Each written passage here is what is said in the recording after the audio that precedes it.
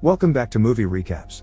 Today I will show you a drama, sci-fi film from 2011, titled Melancholia. Spoilers ahead. Watch out and take care.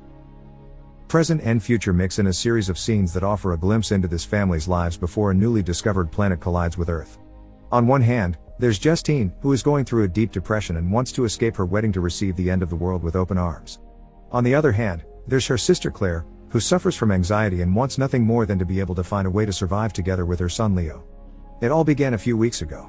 Newlyweds Justine and Michael are having trouble getting to their wedding reception because their stretch limousine can't cross a narrow, winding rural road. After hundreds of failed attempts that include having the couple itself drive the car, they arrive 2 hours late at the reception, which is being held at Claire's estate. She and her husband John are waiting for them at the entrance, and being the wedding organizer, Claire scolds them for the lateness while John complains about how much it has cost. Justine looks at the sky and sees a red star, which John identifies as Antares, before she suddenly drags Michael away to the stables so she can say hi to her horse, Abraham. They finally join the party after Michael participates in the wedding bean lottery. After saying hi to everyone and having some food, a series of speeches begin.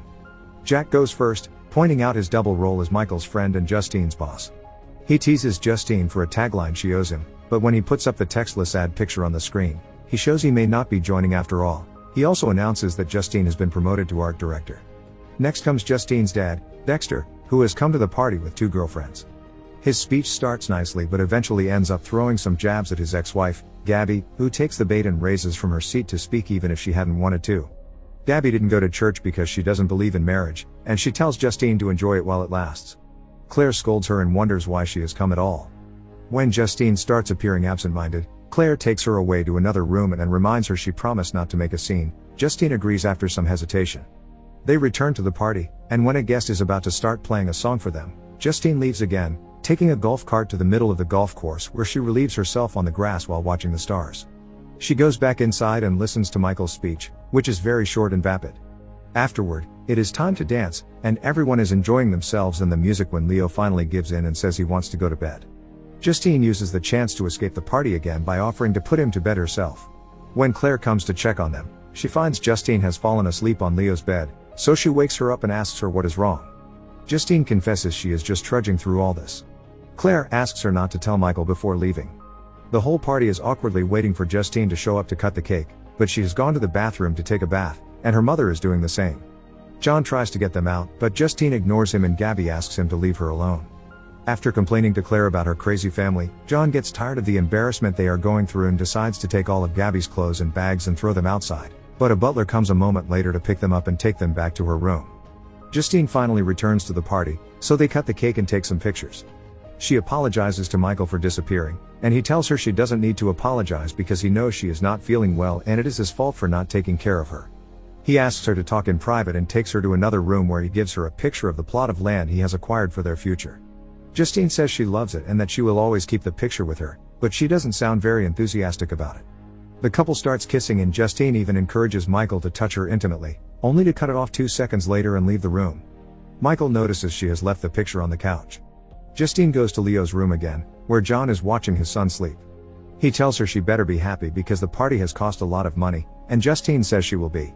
Afterward, she goes back to the party to absent-mindedly dance alone first, and then with her dad. When Jack calls her over, he introduces her to his nephew Tim, who has started to work at his company with a very good salary even if he doesn't have any qualifications, but he will be fired if he doesn't get the tagline out of Justine tonight. Offended, Justine leaves their company, and Jack orders Tim to follow her around until she gives him what they need.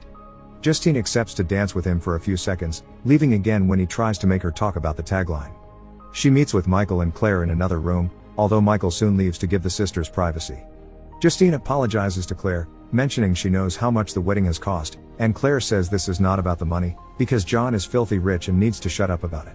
She explains that she thought Justine wanted this and calls her a liar when she says she does, and that is why she keeps smiling. After Claire storms out of the room, Justine cries and starts reorganizing the books. Afterward, she goes to see her mom to tell her she is scared and she has trouble walking, but Gabby's only answer is to tell her to stop dreaming and get out of here. Appearing absent-minded again, Justine watches the guests dance while Tim insists on getting that tagline. After awkwardly staring at each other, she and Michael decide to drink some alcohol, hoping it will lift their spirits. She tries to talk to her dad but misses her chance when Claire asks everyone to go outside, where the guests write well wishes on paper lanterns that are then released into the sky and looked at through a telescope.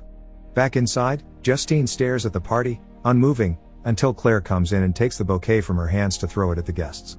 Afterward, Michael picks her up and takes her to their room, where they awkwardly and silently start undressing. Justine asks him if he could sit with her for a while, but when he does, he starts kissing and touching her, intending to consummate their marriage even when his wife is clearly non-receptive. This upsets Justine, so she leaves the room after asking him to zip up her dress again. She goes to stand in the middle of the golf course, where Tim approaches her to ask for the tagline again. Justine snaps and throws him on the sand before climbing on top of him to have relations with him. When she goes back inside, most of the guests are gone. She dances with her dad some more, and when he tries to leave, she insists on him spending the night there because she needs to talk to him. Dexter accepts and hugs her while Michael watches them from the window. Jack calls Justine over next, informing her Tim has been fired for not getting that tagline. Finally reaching a breaking point, Justine resigns by telling Jack that he is a despicable, power-hungry little man and confessing she hates his company, storming off as he smashes his plate. Moments later, she is sitting by the house entrance watching everyone leave, including Michael. They agree to call off the marriage, and Michael kisses her forehead as a final goodbye. Two people approach her afterward, Claire, who says she sometimes hates her so much, and Tim, who offers to be business partners, but Justine turns him down.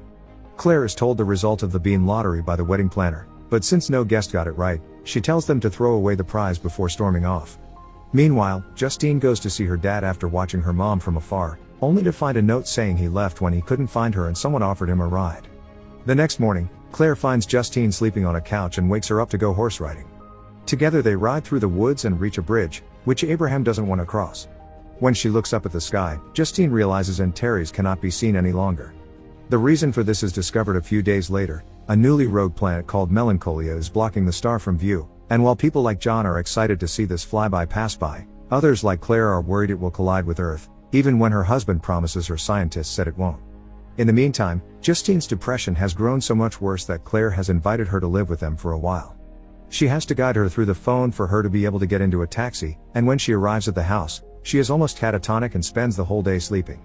Claire wakes her up in the evening and tries to give her a bath, but Justine can't even manage to get in the bath. Her mood is lifted a little bit when she hears Claire has made her favorite fish, meatloaf, but she starts crying when she tries it and tastes ashes. After she goes back to her room, Leo follows her with his computer to show her the news about Melancholia, but Claire interrupts him, saying this could scare his aunt. Justine says she would not be afraid of a stupid planet. The next day, while the sisters are gardening together, Justine smiles when it starts to snow. At lunch, she eats jam out of the jar with her fingers, and later, while she is brushing Abraham's fur, she sees John arrive with extra supplies.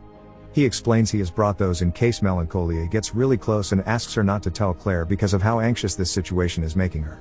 When the time comes to go horse riding, Claire has to order Justine to get on the horse. They make it to the bridge and Abraham refuses to cross it again, causing Justine to get extremely frustrated and hit him very violently with her riding stick. After Abraham decides to lie down on the ground and Claire comes closer to stop the beating, the girls look up and notice Melancholia can now be seen in the sky. John and Leo are very excited about seeing the flyby, but Claire only gets more worried, especially when she notices the horses are getting restless in the stables.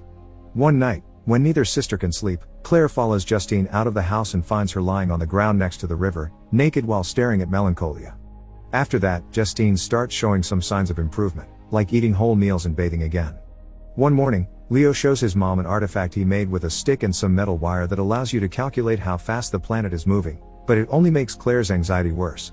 After looking at the planet through the telescope later at night, she goes on the internet to search for some information about it and finds an article predicting that Earth's gravitational pull will draw Melancholia back towards it. She is in the middle of printing it when the power suddenly goes out, and when John joins her to bring her a lamp, he finds the article on the printer tray. Once again, he assures him those theories don't come from real scientists and there is no chance the planet will hit them. The following day, Claire goes to town to buy some pills, which she locks inside a drawer after John wonders aloud if she wants to kill them all. While the horses continue to be restless, Claire goes to see Justine to share her worries with her, but her sister says Earth is evil and they shouldn't grieve it. Claire's anxiety only gets worse when Justine says life only exists here. At 11 p.m., the whole family goes outside to see Melancholia fly by, which is a stunning view that sadly Leo misses because he won't wake up. Afterward, John proposes a toast to life, revealing he knew there was a tiny chance the calculations could be wrong and upsetting Claire. To calm her down, he makes her look at the planet with Leo's artifact, so he can prove in 5 minutes that Melancholia is flying away now. While waiting, Clara starts having a panic attack, so John guides her through her breathing and allows her to use the artifact again to confirm the planet is smaller, meaning it truly is moving away. Claire cries with relief when hearing this news. While putting Leo in bed, the sisters share a little bonding moment, and Claire tells Justine that if she can be happy, so can she.